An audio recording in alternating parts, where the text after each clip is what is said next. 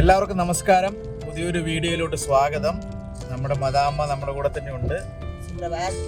സുപ്രഭാതം എന്നൊക്കെ അവർ പറയുന്നുണ്ട്. അവർക്ക് കുറച്ച് ഹിന്ദി അറിയാം. ഞാനൊരു സൂക്ഷ്മം കാണിച്ചു തരാം കേട്ടോ. നിങ്ങൾ ഇവിടെ കേട്ട് നോക്കിയോ, കേൾക്കുന്നുണ്ടോ? ഞാൻ വോളിയം കൂട്ടാച്ചിരി കണ്ടോ. ഹിന്ദി പാട്ടൊക്കെ വെച്ചോണ്ടാണ് അവര് വണ്ടി ഓടിക്കുന്നത്. അപ്പം നമ്മൾ ഇന്ന് പോകുന്നത് നോന്ത് എന്ന് പറഞ്ഞൊരു സ്ഥലത്തോട്ടാണ്. അപ്പം നോന്തിൽ പോയിട്ട് അവിടുത്തെ കാഴ്ചകളായിരിക്കും നമ്മളിന്ന് കാണാൻ പോകുന്നത്. എന്തൊക്കെയാണെന്ന് എനിക്ക് അറിയില്ല, കാരണം ഞാൻ ആദ്യമായിട്ട് വരുന്നതാണ്. അപ്പം നമുക്ക് എന്ത് കാണുന്നോ അത് കാണിച്ചു തരാം.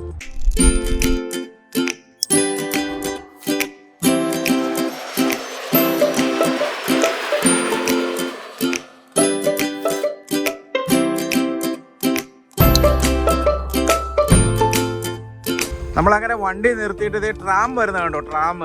അതുപോലെ അതിൻ്റെ പുറകിലൊരു ബസ്സും ഉണ്ടായിരുന്നു, നിങ്ങൾ കണ്ടോന്നറിയില്ല.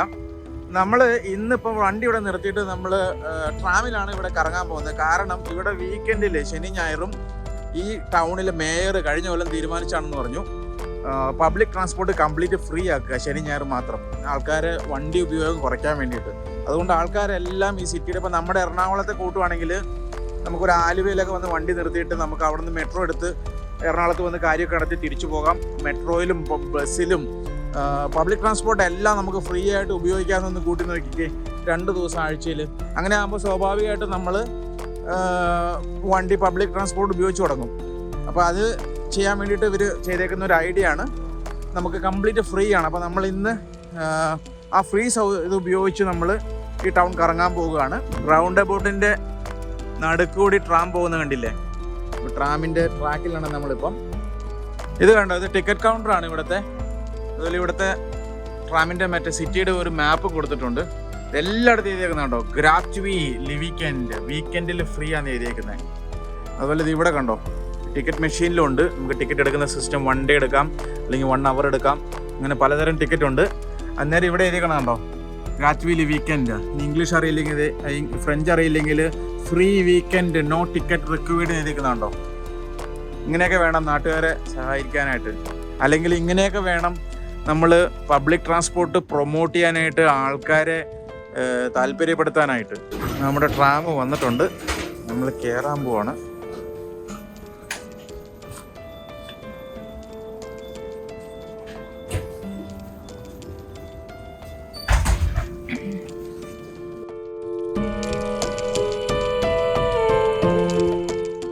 ഇവർക്ക് ബോട്ട് ഒരു സ്പെഷ്യാലിറ്റി ആണ് കേട്ടോ. എല്ലാ സിറ്റിയിലും ഇവർക്ക് ഒരു ചെറിയ ബോട്ട്, ഓട്ടോ എന്തെങ്കിലുമൊക്കെ കാണുമോ.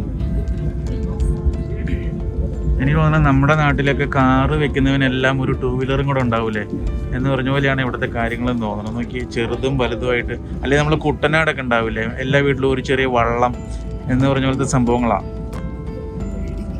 ഇവിടെ സൈക്കിളൊക്കെ വെച്ച് റെൻറ്റിന് എടുക്കാനായിട്ട്. ഇവിടെ ഒരു ഓറഞ്ച് കളറാണ്. നമ്മൾ പാരീസിൽ ഒരു പച്ചയും ഒരു വയലറ്റും കളറായിരുന്നു. ഇവിടെ ഇപ്പോൾ ടൂറിസ്റ്റുകൾക്ക് പോകാനുള്ള ബോട്ടാണെന്ന് തോന്നുന്നു.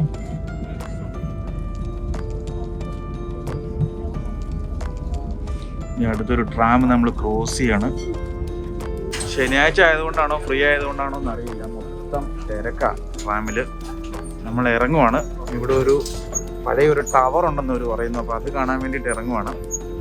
പ്ലാസ് ഡു സിർക്കിലെ സെന്റർ എന്നാണ് എഴുതിയേക്കുന്നത്. ഇവിടെ ഒരാൾ പട്ടീനെ ബാഗിൽ കെട്ടി വെച്ചേക്കുന്നു. അവൻ ബാഗും വലിച്ചുകൊണ്ട് പോകില്ലാവും. അങ്ങനെ നമ്മുടെ ഫസ്റ്റ് ട്രാം നമ്മളെ വിട്ട് പോകുവാണ്. കുഴപ്പമില്ല, കാരണം ഇത് കംപ്ലീറ്റ് ഫ്രീ ആയതുകൊണ്ട് നമുക്ക് ഇഷ്ടം പോലെ യൂസ് ചെയ്യാം, എവിടെ വേണോലും പോകാം, കാരണം മൊത്തം ഫ്രീ ആണല്ലോ. ഇവിടെ കണ്ടോ, റൈറ്റ് സൈഡിൽ ബസ് പോകാനുള്ള ട്രാക്ക്, നടുക്ക് സൈക്കിൾ പോകാനുള്ള ട്രാക്ക്, ഇവിടെ വേറെ വണ്ടിക്കുള്ള ട്രാക്ക്, അതുപോലെ ഇവിടെ നടപ്പാത, അതുപോലെ അവിടെ ട്രാം, അതിൻ്റെ അപ്പുറത്ത് വീണ്ടും ആൾക്കാർക്ക് നടക്കാനുള്ള സ്ഥലം. ഇതെല്ലാം ഭംഗിയായിട്ട് ചെയ്തിട്ട് വലിയ പ്രത്യേകിച്ച് സെപ്പറേഷൻ ഒന്നുമില്ല. ഇവിടെയൊക്കെ കണ്ടില്ലേ, വലിയ ഒരു വ്യത്യാസമില്ല. പക്ഷെ ആൾക്കാർ അതെല്ലാം കറക്റ്റായിട്ട് പാലിച്ചാണ് നടക്കുന്നതും വണ്ടി ഓടിക്കുന്നതും. ഒരു ട്രാം വരുന്നത് കണ്ടോ. അതുപോലെ ഇവിടെ ട്രാം വേറൊരു ലൈനിലോട്ട് കയറാനുള്ള ട്രാക്ക് കണ്ടോ. ഇതിൽ ബസ് നിൽക്കുന്നു.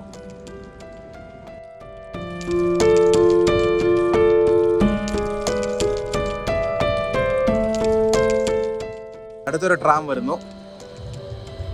ഇവന്റെ വീലെല്ലാം മൂടിയിട്ടുണ്ട്, എന്താണെന്നറിയില്ല. കണ്ടോ, വീലൊക്കെ ഒരു മണിയടി കേട്ടോ, ടിങ് ടിങ്. നമ്മുടെ അവിടെ ഐസ് ഒക്കെ വെക്കാൻ വരുന്ന പോലെ. അതാണ് കേട്ടോ ഇവരുടെ ഹോണ്. തീരെ അവർ അടിക്കില്ല, എന്തെങ്കിലും നിവൃത്തിയിലാണ്ട് വന്നാൽ അവർ ആ മണിയൊന്നും അടിക്കും. അത്രേ ഉള്ളൂ ഇവിടുത്തെ ഹോൺ കേൾക്കുന്നത്. അടുത്തൊരു ട്രാം പുറകെ വരുന്നത്. എനിക്ക് തോന്നുന്നു ഓരോ മിനിറ്റിന് ട്രാം ഉണ്ടെന്ന് തോന്നുന്നു. ഈ ഏരിയനെ ഒരു ബ്രിട്ടാനി എന്നാണ് പറയുന്നത് ഇംഗ്ലീഷിൽ, അല്ലെങ്കിൽ ഫ്രഞ്ചിൽ ബ്രത്താനി എന്ന് പറയും. ഈ ബിൽഡിങ്ങിനെ ടൂർ ദ് ബ്രത്താനി എന്ന് പറയും. ബ്രത്താനി ടവർ 37 നിലയുള്ള ഒരു ബിൽഡിംഗ് ആണിത്. 1976 പണി കഴിഞ്ഞാന്ന് പറയുന്നു.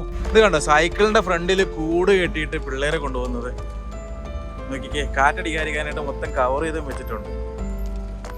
ഇത് ഇവിടുത്തെ വളരെ പ്രശസ്തമായൊരു റെസ്റ്റോറൻ്റ് ആണ്. ഒരു രസമുണ്ട്, കാണിച്ചുതരാം. അത് കണ്ടോ, 12:30 ആയുള്ളൂ, അപ്പോഴത്തേക്കും ആൾക്കാർ വന്ന് ക്യൂ നിൽക്കുന്നത് കണ്ടോ. പ്രത്യേകിച്ച് കോവിഡിൻ്റെ റെസ്ട്രിക്ഷൻ ഉള്ളതുകൊണ്ട് അധികം ആൾക്കാരെ കയറ്റാൻ പറ്റില്ല.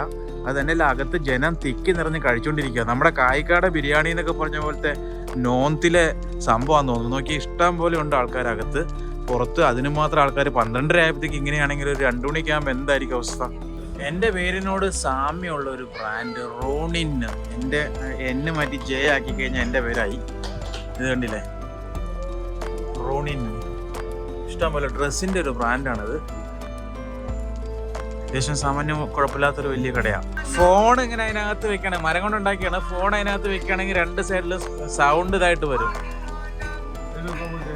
Okay okay okay okay.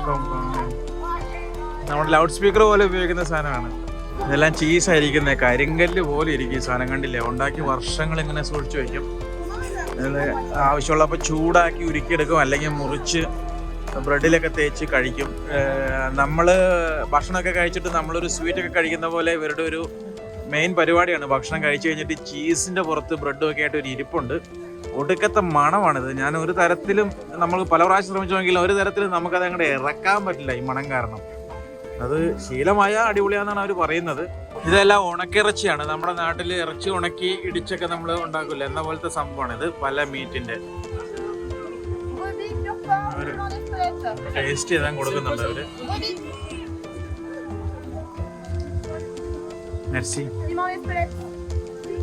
കഴിച്ചു നോക്കാം. കണ്ടിട്ട് പച്ച പോലെ ഇരിക്കുന്നു, ഉണങ്ങിയിട്ടില്ല ശരിക്കും. ഈ ഇറച്ചിയുടെ മണം എല്ലാം കൂടെ കേട്ടിട്ട് നമുക്ക് കഴിക്കാൻ പറ്റില്ല ഇവർ കഴിക്കുന്ന പോലെ. ഇത് കണ്ടില്ലേ, നല്ല പച്ചയ്ക്ക് തന്നെ ഇരിക്കുന്നത്. ഇവർ ഉണക്കിറച്ചി എന്നൊക്കെ പറഞ്ഞാൽ നമുക്കത് ഉണക്കിയിട്ടില്ലല്ലോ. കണ്ടില്ലേ, നമ്മളോട് ഉണങ്ങി കഴിഞ്ഞാൽ കറുത്തൊക്കെ ഇരിക്കില്ലേ. ഇവിടെ പാരീസിനേക്കാളും കുറച്ചും കൂടി വെയിലും ചൂടും ഒക്കെ ഉള്ളതുകൊണ്ട് ഒരുപാട് റെസ്റ്റോറൻറ്റുകളുണ്ട് പുറത്തിരുന്ന് കഴിക്കാൻ പറ്റിയത്. അപ്പോൾ നമ്മൾ അങ്ങോട്ട് കയറുകയാണ്, നോക്കാൻ എന്തൊക്കെയാണ്. റെസ്റ്റോറൻറ്റ് ലി Taj Mahal, Indian restaurant the Taj Mahal, speciality Indian and പാകിസ്ഥാനെ. സ്വാഭാവികമായിട്ട് ഇതൊരു പാകിസ്ഥാൻകാരൻ്റെ റെസ്റ്റോറൻ്റ് ആയിരിക്കും. കാരണം ഞാനിവിടെ ഒരുപാട് റെസ്റ്റോറൻറ്റുകളിൽ കയറിയിട്ടുണ്ട്. ചോദിച്ചു വരുമ്പം അത് പാകിസ്ഥാൻകാരനോ ബംഗ്ലാദേശോ ആയിരിക്കും, ഇന്ത്യൻ ആയിരിക്കില്ല. നോക്കാം നമുക്ക്. നമ്മളിവിടെ റെസ്റ്റോറൻറ്റിലൊക്കെ കയറി ആദ്യം ചെയ്യേണ്ടതെന്ന് വെച്ച് കഴിഞ്ഞാൽ, നമ്മുടെ നാട്ടിലൊക്കെ റെസ്റ്റോറൻറ്റിലും ഷോപ്പിംഗ് മാളിലൊക്കെ പുറത്ത് ചൂടും അകത്ത് AC ഇട്ടുണ്ടാവും. ഇവിടെ പക്ഷേ പുറത്ത് കൊടും തണുപ്പും അകത്ത് ചൂടുണ്ടാവും. അതുകൊണ്ട് നമ്മൾ ആദ്യം ചെയ്യേണ്ടത് കോട്ടൂരി കസേരയുടെ പുറകെ വെക്കുക എന്നുള്ളതാണ്. നമ്മളിപ്പോൾ മെനു വന്നു കഴിയുമ്പോൾ ഓർഡർ ചെയ്യും, അത് കഴിയുമ്പോൾ ബാക്കി കാണിച്ചു തരാം. അത്യാവശ്യം ആൾക്കാർ ഇവിടെ നിന്ന് കഴിക്കുന്നുണ്ട്, കണ്ടില്ലേ.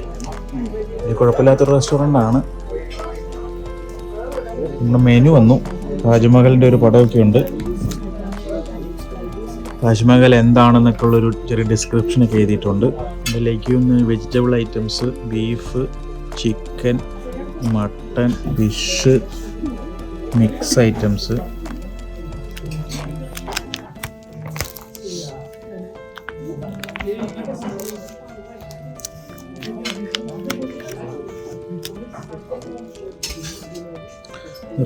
റൈസ്, ഒരു ബോൾ റൈസിന് 3.5 യൂറോ ആണ്. ദാല് 10.5 യൂറോ.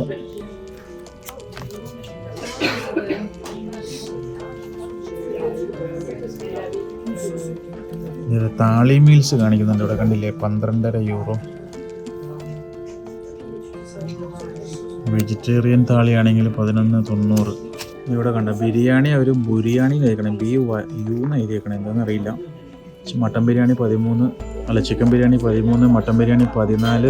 ചപ്പാത്തിയുടെ ഒക്കെ വില, ചപ്പാത്തി 2 യൂറോ, നാൻ 2 യൂറോ, ചീസ് നാന് 3.5 യൂറോ, പൊറോട്ടയ്ക്ക് 3 യൂറോ. നമ്മുടെ നാൻ വന്നിട്ടുണ്ട് കേട്ടോ, 2 യൂറോയുടെ നാനാണ്, 170 യൂറോയുടെ നാനാണ്. ഞാനൊരു കഷ്ണം ഇച്ചിരി മുറിച്ച് തിന്ന് നോക്കി.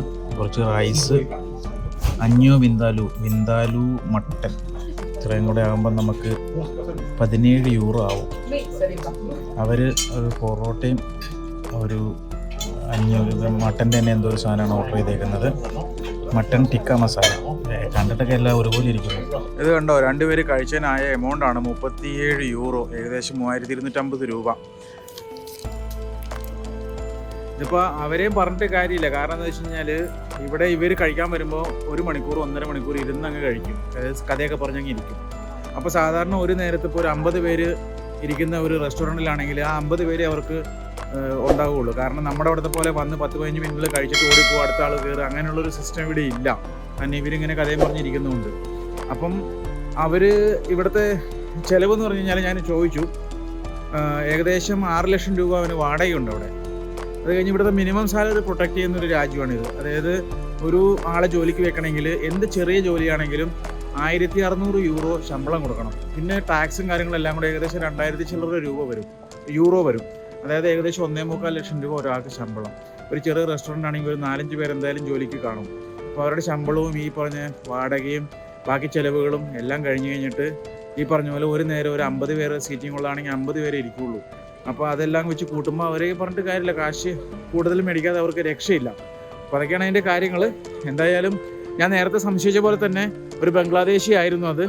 കാരണം ഇന്ത്യ വലിയൊരു രാജ്യമായതുകൊണ്ട് നമ്മുടെ ചുറ്റുവട്ട് കിടക്കുന്ന ഭൂട്ടാൻ, നേപ്പാൾ, പാകിസ്ഥാൻ, ബംഗ്ലാദേശ് അങ്ങനെയുള്ളവരൊക്കെ ഇവിടെ റെസ്റ്റോറൻറ്റ് തുടങ്ങും. ഇന്ത്യൻ റെസ്റ്റോറൻറ്റ് എന്ന് പറഞ്ഞാണ് തുടങ്ങാറ്. പക്ഷേ ശരിക്കും പറഞ്ഞു കഴിഞ്ഞാൽ അവർ ഇന്ത്യക്കാരുണ്ടാവും, പക്ഷേ ഒരു 90% ഞാൻ കണ്ടേക്കുന്നത് നമ്മുടെ ചുറ്റുവട്ടത്തുള്ള രാജ്യക്കാരാണ്. നമ്മുടെ പേരും പറഞ്ഞ് ഇവിടെ റെസ്റ്റോറൻറ്റ് തുടങ്ങുന്നത്. ഇതുകൊണ്ട് ഒരു ബോർഡ് ബാർബ പപ്പ എന്ന് പറയും, അതായത് മുത്തശ്ശൻ്റെ താടി എന്നാണ് അർത്ഥം. നമ്മൾ ഈ എന്താ അവിടെ ഇങ്ങനെ പഞ്ഞി പോലത്തെ ഒരു സാധനം നമ്മുടെ ആൾക്കാർ വിൽക്കാൻ വരില്ലേ പാക്കറ്റിലാക്കിയിട്ട് സൈക്കിളിൽ, എൻ്റെ പേര് ഞാൻ മറന്നുപോയി, ഇതുപോലെ ഇരിക്കുന്നതേ, അത് പല കളറിലുണ്ട്. ഒരു 20 വെറൈറ്റി പെർഫ്യൂം, അതായത് മൊഷു സൈസിലുണ്ടെന്നാണ് പറയുന്നത്. ഇവിടെ വേറെ കുറേ സാധനങ്ങൾ വിൽക്കാൻ വെച്ചേക്കുന്നു. ഇവിടെ ആ ബാർബ പപ്പ ആ മൂലയ്ക്കുണ്ട്, ഞാൻ കാണിച്ചു തരാം. അതെനിക്കത് എന്താണെന്ന് പെട്ടെന്ന് വരുന്നില്ല. നമ്മുടെ അവിടെ ഒരു പൂട പോലത്തെ സാധനം ഇങ്ങനെ കണ്ടില്ലേ, പ്ലാസ്റ്റിക് കവറിൽ ചെറിയ കവറിൽ ഇങ്ങനെ വിൽക്കാൻ വരും, പഞ്ഞി പോലെ ഇരിക്കുന്നത്. ഇവരെന്താണോ ഈ കല്ലിൽ മണത്ത് നോക്കുന്നത്? കല്ലാണോ സോപ്പാണോ എന്ന് മനസ്സിലാവുന്നില്ല. ചിക്കോസ Sao pardon. C'est savon? Non, c'est un diffuseur de parfum. Ah oui, ok. C'est un sambon. Un sambon pour la maison. Ok. Donc le parfum vient de l'intérieur. Ok. എന്തോ ഒരു സ്പെഷ്യൽ കല്ലാന്നാണ് പറയുന്നത്. പെർഫ്യൂം വരുന്നു, നല്ല മണമുണ്ട് പക്ഷേ. അപ്പോൾ നമ്മൾ നോന്തിലെ കുറച്ച് വിശേഷങ്ങൾ കണ്ടു. ഇനിയിപ്പോൾ ബാക്കി വിശേഷങ്ങളായിട്ട് അടുത്ത എപ്പിസോഡിൽ കാണാം. അതുവരേക്കും ബൈ.